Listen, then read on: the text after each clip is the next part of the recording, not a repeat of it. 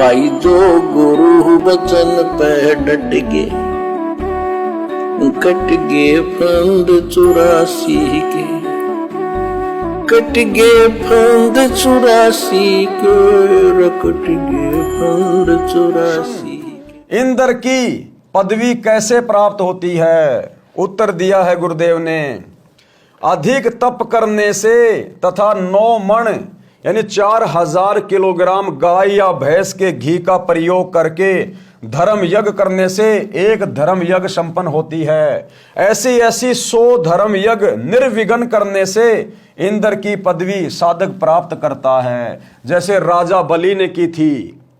तप या यज्ञ के दौरान यज्ञ या तप की मर्यादा भंग हो जाती है तो नए सिरे से यज्ञ तथा तप करना पड़ता है। ये कुछ नियम होते हैं 100 यज्ञ को पूरा करने के लिए।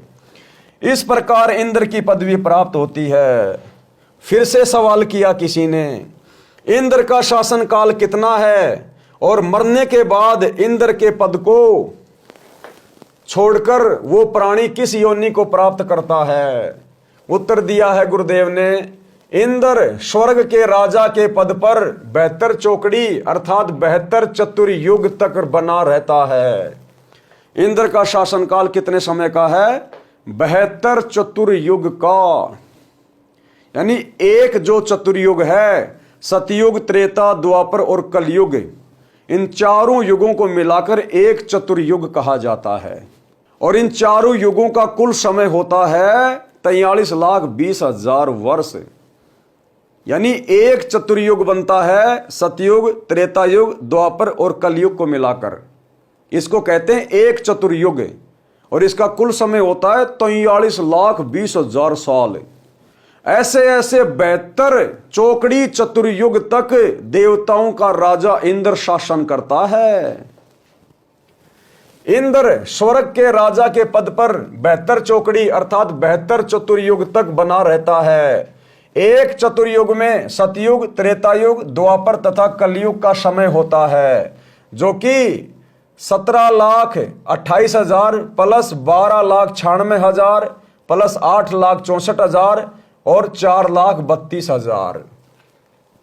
ऐसे सतयुग, त्रेतायुग, द्वापर युग, कलयुग का समय अर्थात 43,20,000 वर्ष का समय एक चतुर्युग में होता है।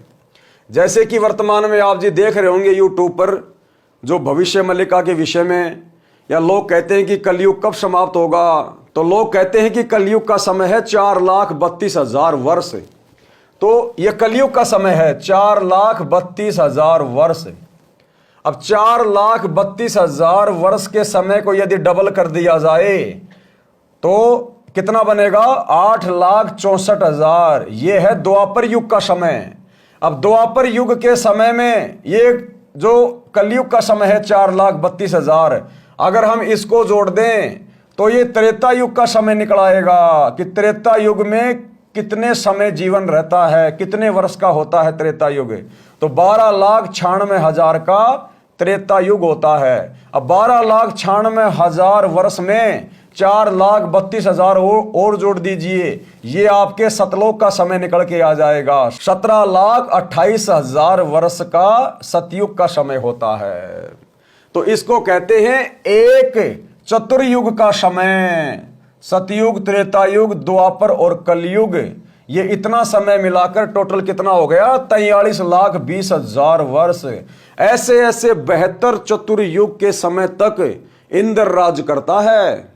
जो यहां पर बहुत ज्यादा साधना करते हैं, कठिन साधना करते हैं, तप करते हैं, उनको फिर इंद्र की पदवी मिलती है। यदि वो 100 यज्ञ पूरे कर लेते हैं या बहुत कठिन तप कर लेते हैं तो। और इतना समय भोगने के बाद भी परमात्मा कहते हैं वो इंद्र का राज्य भोगने के बाद फिर सीधा गधे की योनि में जन्म लेता। गधे की योनि में तो क्या खाक राज्य किया, वो सारा सुख एक गधे के जीवन में निकल जाता है।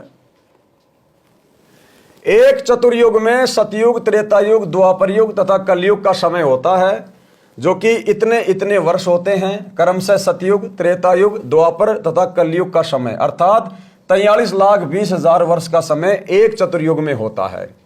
ऐसे बने हुए 72 चतुर्युग तक वह भगत इंद्र के पद पर स्वर्ग के राजा का सुख भोगता है। एक कल्प अर्थात ब्रह्मा जी के एक दिन में जो 1008 चतुर्युग का होता है, 14 जीव इंद्र के पद पर रहकर अपना किया पुण्य कर्म भोगते हैं।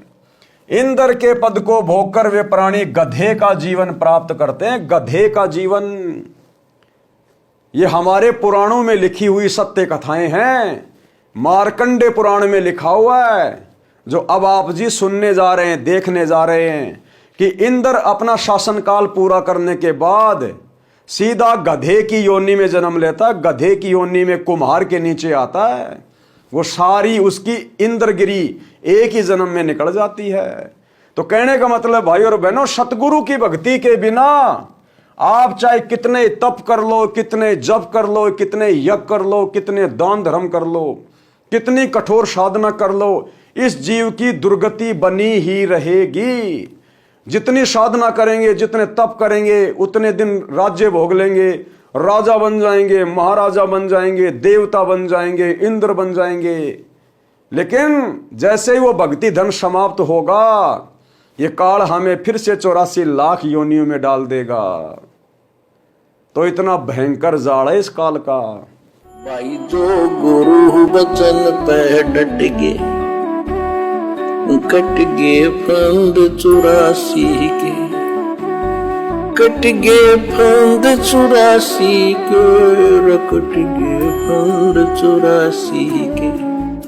भाई जो गुरु बचन पे डट गे, कट गे फंद 84 के, कट गे फंद 84 के, रकट गे फंद 84 के। भाई जो गुरु बचन पे डट गे,